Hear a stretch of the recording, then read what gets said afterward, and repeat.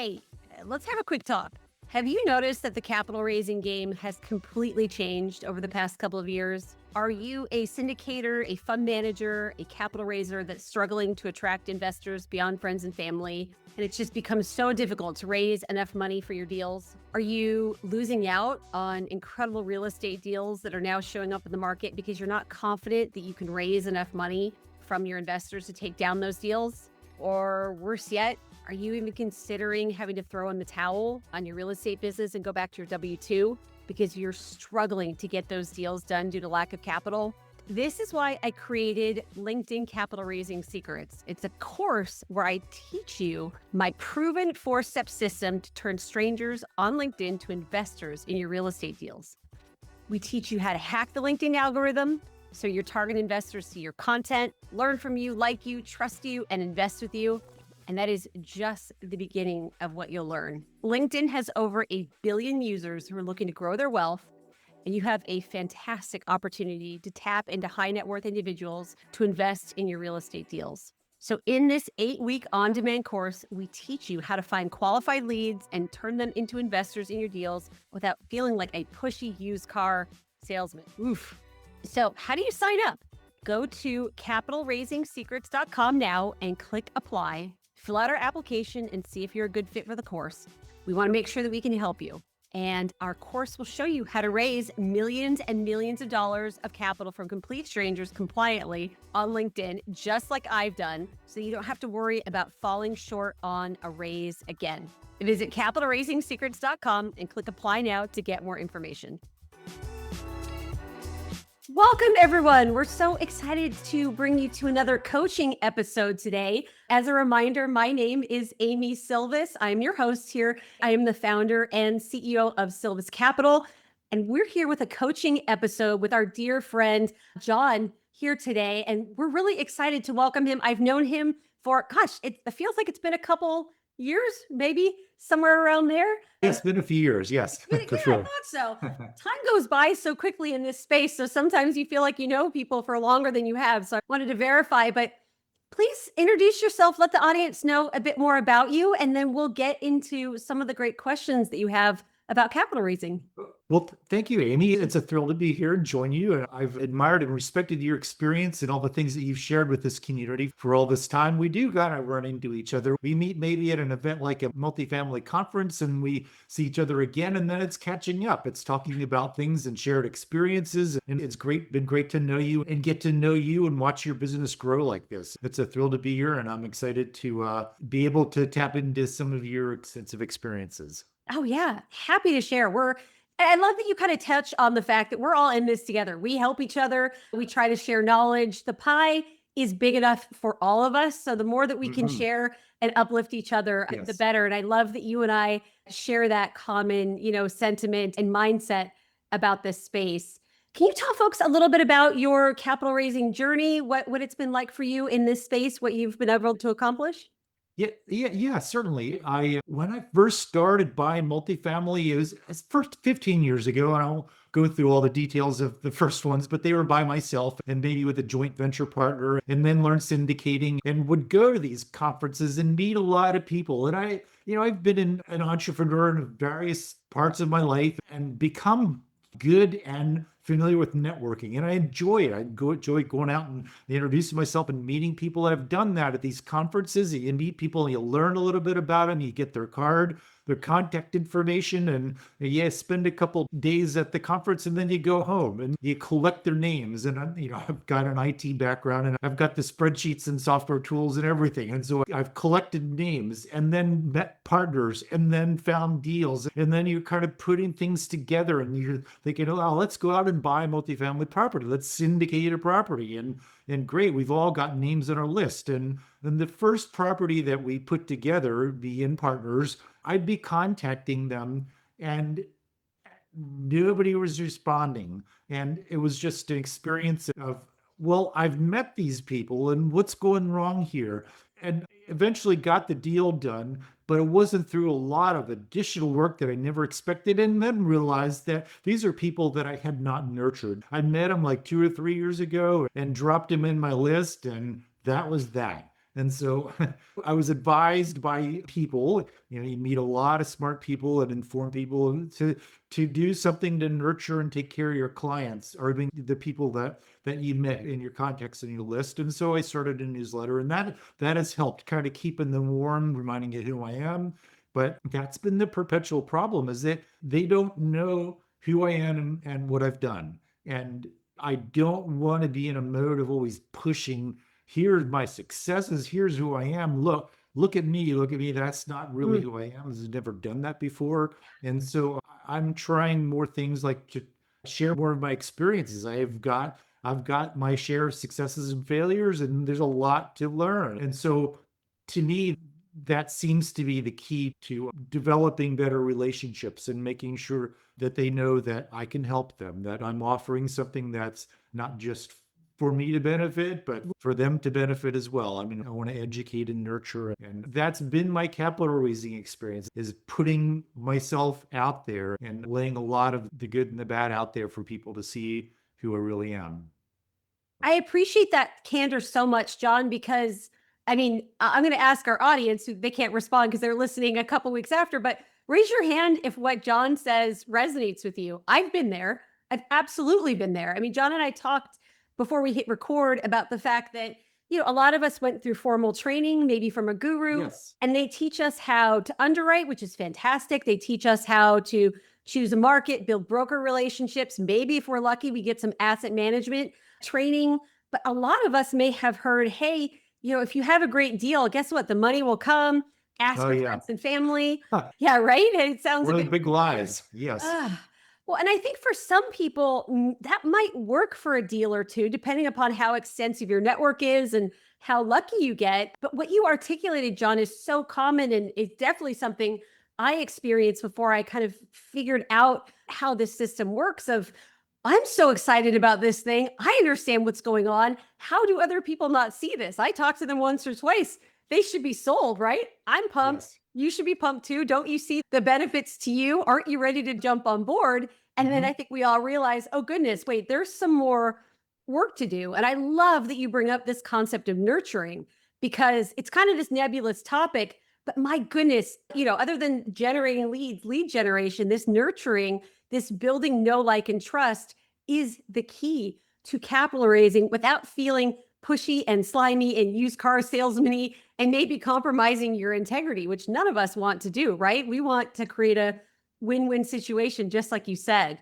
Yeah, yeah. I mean, it's a turnoff. Nobody wants to hear it. I mean, Yeah, you can buy paid ads and talk about yourself if you want to, and maybe that works for some people, but most of us don't want to do it, and most of us don't want to listen to it. And it doesn't build credibility. It doesn't add to the message that you need to deliver in right. order to build your capital raising skills. So true.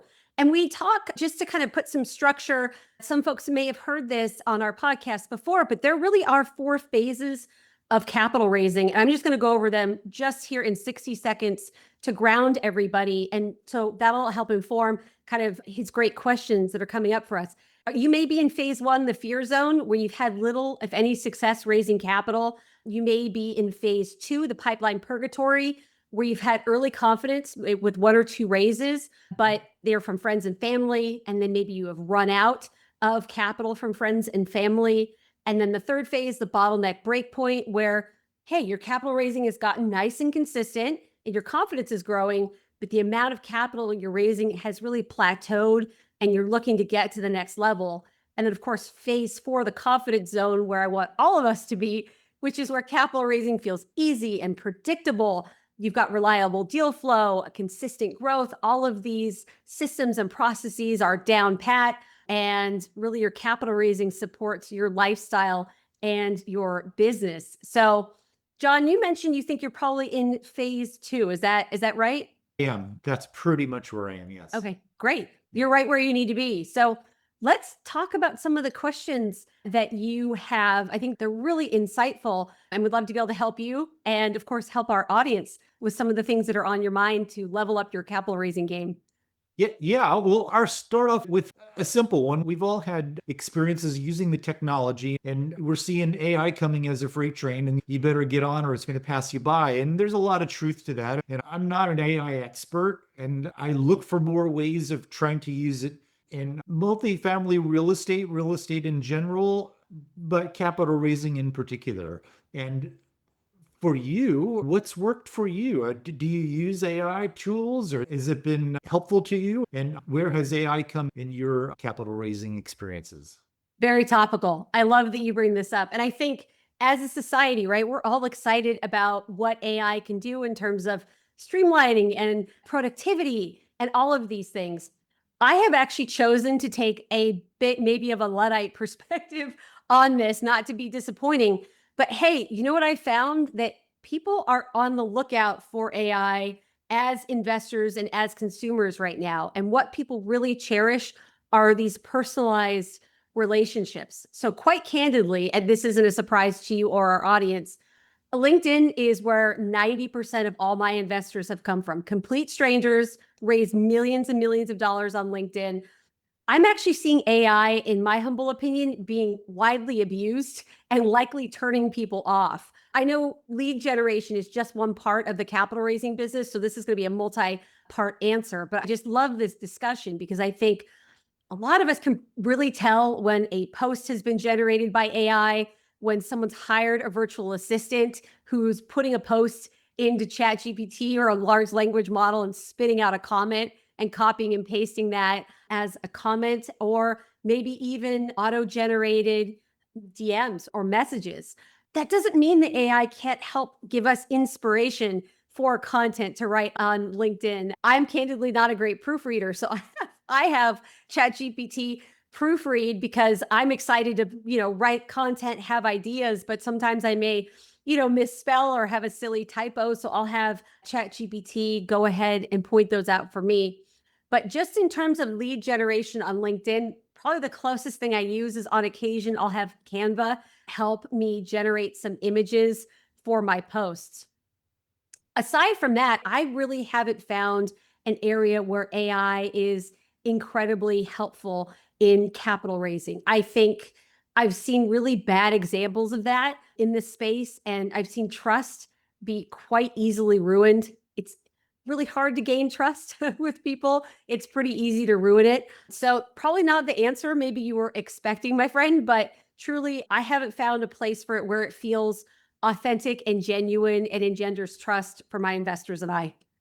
No, actually, I'm glad you said that. That's a good perspective on AI, and it's not necessarily the conventional approach. We're all told we got to learn it, which is true. I mean, Oh, yeah. there's a lot of value there, and I'm anxious to hear how people use it, but it is dangerous to use it for the ways that you just described and for have it to we look at some of the tasks that we do, and I kind of use the term loosely. I know that you're involved in it also. You spend a lot of time creating messages that go out to LinkedIn and then following up with people, and these are yourself who's putting these together. It's not an automated tool, but they take a lot of time. It's worth the effort, and it's a time consuming process. And typically that's one of the first things that we look at is, oh, what can I automate? I'll use AI to automate all these tedious things that I do that takes so much of my time. And Yeah. that's a mistake. So I'm glad it's reassuring to hear that you don't do that. I had an experience doing a LinkedIn post, and I've got my sons on LinkedIn and I push that a lot, and for them in their careers and trying to figure it out. And I did a LinkedIn post and I had my own personal image superimposed on somebody in a walking down a city street next to a building or something like that, and with different clothing. And one of my sons said, "Hey," I forget what he said, "you've gained some weight, huh?" And I said, "Uh-oh." And so it does trigger the spidey senses. People can tell when it's fake and artificial. So the artificial part of it comes through. And Yeah. and so no, it's reassuring. It's got to be ourselves, and use AI where it applies. So And I think it'll apply more. It will probably get more authentic, but I do think, this isn't, and I think we're all pitched on yeah, LinkedIn over DMs probably quite a bit of how, AI and automation and other people can do things on our behalf.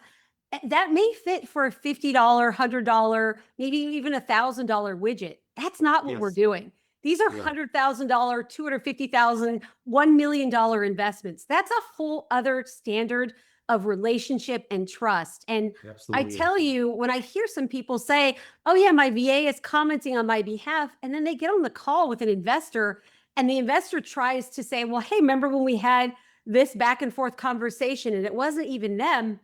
Yeah, I Yeah. understand the spirit of it. To your point, I think a lot of people, I'm going to be a little slimy here, who haven't taken my course, they take a lot of time to generate content. We try to make it really simple so folks only spend a couple hours a week generating content, doing comments, and all of that. But if you don't know how to do that, it's going to be overwhelming to be able to do Yes. LinkedIn right. So it makes sense that people want to find a way to automate. There's probably other ways to do that in our capital raising business, but I don't think the top of the funnel, the lead generation where we're really building that trust, is the Mhm. place to do it, at least not right now. Yeah. Thanks for the Great. great question. So my next question Yeah. is, what's the best way that you found to follow up with investors? So you're meeting somebody on LinkedIn and Yeah. you have an initial conversation, it's a good conversation. You want to keep them interested. And so after a while, you'll presumably talk to them again, right? Follow up with them somehow, and you're maintaining a relationship there with them.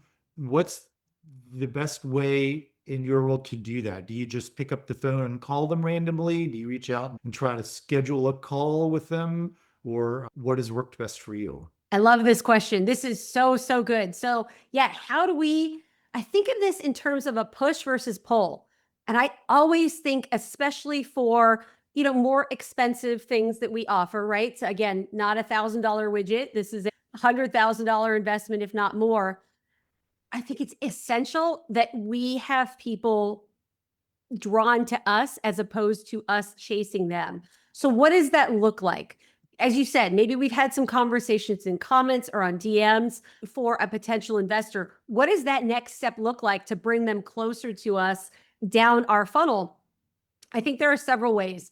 I think the first way is to offer something of value and education. So, people have their guard up. We talked about that, about they're kind of looking for AI, they're looking for maybe something not authentic. People are also have their guard up about being sold.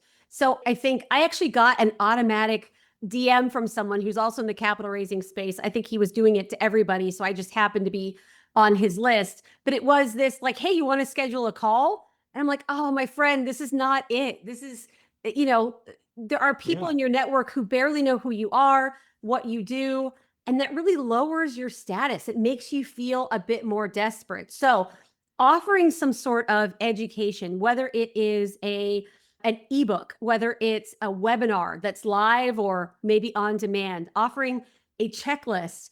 There are a lot of different topics that we can give freely. This kind of go-giver mentality. If you haven't read Bob Burg's book and John David Mann's book, The Go-Giver, that's the framework I found that works exceptionally well. Because if we think about where we were when we started in real estate, there was so much to learn. How do you even know what this space can bring me? What are the benefits to me? How do I make sure I don't fall for a scam? Is this even Yes. legit? Who the heck are you?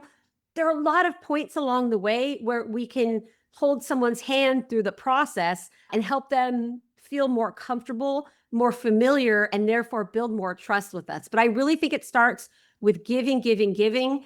And if and when, and this is kind of that trustful. Remember in maybe high school or college, you'd have a bunch of friends stand behind you and you just kind of fall back and, ask for them to and hope that they would catch you. It's kind of similar with investors where we're not begging, begging, begging, or trying to pull them in. We're just giving, giving, giving. And if this fits what they're looking for, if we're good enough at providing value, they're going to reach out and say, I want to schedule a call with you, John. Please, let's schedule a call. I want to understand more about what's going on. And that's really the ideal scenario because then you're not selling them, you're not pulling them in. Instead, they're saying, hey, I want to be a part of this universe and learn a bit more and maybe invest alongside you. Does that help? Yeah. Yeah, yeah, that's a good answer. That's really what I think I've been striving to do, but I just love to hear different people's perspectives and see if there's agreement. Yes. No, I love that. Well, and it takes time, right? This isn't a sexy kind of overnight flip switch. We're planting a lot of seeds and we're not totally sure when each of those seeds is going to grow, but we keep watering them with education. We keep watering them with Yeah, content, and some will germinate faster than others. It might take some several months. It might take some several years, but we're planting so many seeds and watering them so authentically and valuably that it's inevitable that more are going to grow, want to invest alongside of us because they're not getting the typical kind of annoying pitches. And Yeah. yeah, you get it. Kind of answer is, what do you do to nurture your potential contacts along and convert them into investors? What works for you in the nurturing process? Yes. So I think this begins with continuing to post content on LinkedIn. I post 7 days a week. That's not necessary for everybody, but it is a great way for me not to shove something in someone's face, for it to organically appear in their timeline or on their wall on LinkedIn. So it's a bit less of, I guess, an aggressive tactic because it is something that they're just accessing on their own terms or on the algorithm's terms.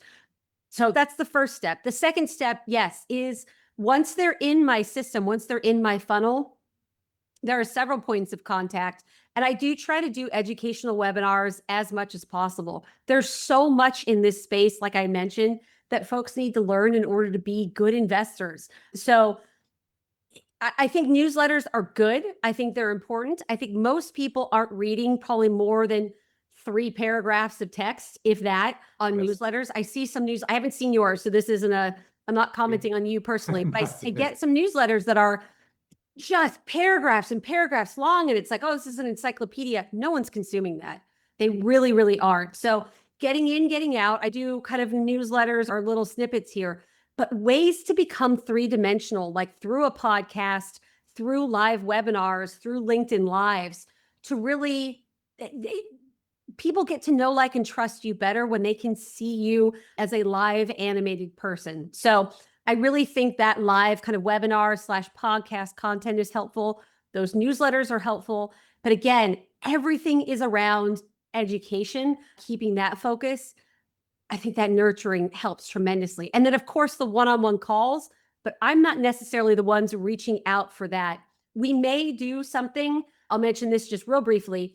If someone's been on my mailing list for 6 months and they haven't invested, they've been presented with deals, and we haven't hopped on a call to get to know each other, I may reach out for compliance reasons. Even if they are accredited, I still like to develop a relationship, understand what type of investments they're looking for, so I can source investments that they like. That can be a nice way to touch base with somebody. But other than that, I'm not really reaching out for calls. I'm developing this enough at a one-to-many scale where they're reaching out to me. Okay. Yeah, that makes sense. What do you do anything to connect your LinkedIn social media with any other social media platforms like YouTube or Instagram? Any I like kind of that. cross-platform? Yeah, I love that question. So 30,000-foot view, before I get kind of directly to answer that question, social media is incredibly important because it's one-to-many, right? We all need to have that one-to-many platform where we can talk to many people at a time instead of just individually, especially at the top of our funnel. When I was choosing which social media platform to get good at and to have a strong presence, I wanted to be on the platform that had the highest per user income, and that is LinkedIn by far and away. It doesn't mean that LinkedIn needs to be the only platform at all, but there is this level of trust that is developed more on the platform as well, because we're all using our real names. Ideally, we can see who the other kind of employers are, other connections, all of these great things. Yes. But there is a space for Instagram and for YouTube. I don't have as much of a presence simply because I wanted to get good at LinkedIn. LinkedIn has served my needs in terms of sourcing new investors. I do think there could be a place for Instagram. It's really hard for all of us to do all social media platforms well. They all have different algorithms, different type of content that works well. I know some people that'll just create content and blast it out to different platforms. You're probably not getting the most bang for your buck. Might be better than doing nothing, but what works well on Insta probably isn't working well on LinkedIn or Yes. Twitter. That's So very true. I do have a couple of LinkedIn Live educational webinars that I've done that I cross-platform post onto YouTube. I don't have as much experience in that area, but I am excited to update you all because I am working on YouTube behind the scenes to see. I'm always testing, which is why I tell my students, do as I say, not as I do, especially on LinkedIn, because I'm always testing, to see what else is working so I can go ahead and turn around and teach everyone. Yeah. But yeah, nothing strategically there. What about you? Have you found good success? I'm curious on YouTube or Insta. No, no, not yet. I've been using Instagram for a while, and the comments and messages are not all that useful and informative. And it might be the way that I'm using it. I've created some followers and get some inquiries once in a while, but definitely not serious investors like I find in LinkedIn. I'm just starting with YouTube, and I like that platform. It's just a different way of getting a longer message out. And I've put a few videos out, just a handful of them so far, Yeah. but nothing structured or organized yet. And so I just wanted to kind of get it started. I have this philosophy of I don't want to overthink it and wait until I've got everything planned down to the last little detail. I just want to jump in there and start doing things and figure it out as I go along and develop a plan maybe in progress. And so that's where I am with YouTube at this point. I have a Great. channel, but nothing organized yet. Yeah. I love that philosophy of you don't have to be perfect, right? Yes. You can put stuff out there. I do foresee YouTube being a good middle of the funnel kind of nurturing space. So I have heard people in our space talk about YouTube as a lead generation platform. I personally use my other podcast. For those who don't know, I have another podcast that is a not a lead generation platform for me, but it's actually to nurture and have my investors get to know me better and develop a Mhm. relationship with me. But it's funny how many people reach out to me, like we all get on LinkedIn unsolicited, of here's why your YouTube channel isn't doing well. Here's what it, friend, I'm not using it to do well. I'm using it for people who already know me to get to know me Yes. better. So, I mean, that's a whole podcast thing, not just YouTube. It happens to also be platformed on YouTube, but another way to think about things. Uh-huh. No, that's great. Well, but thank you. These have been hugely helpful. Oh It's my great. gosh. Great information. Thank you for the great questions, friend. I really appreciate it. I suspect many folks will want to reach out to you. What's the best way for folks to get in touch with you? You can contact me directly. My email is john@cardinaloak.com. You can also go to my website, cardinaloak.com, and subscribe to the newsletter. And you can reach me on LinkedIn. Nobody else with my name, so it's pretty easy to find. I love that. We are both very advantaged that way.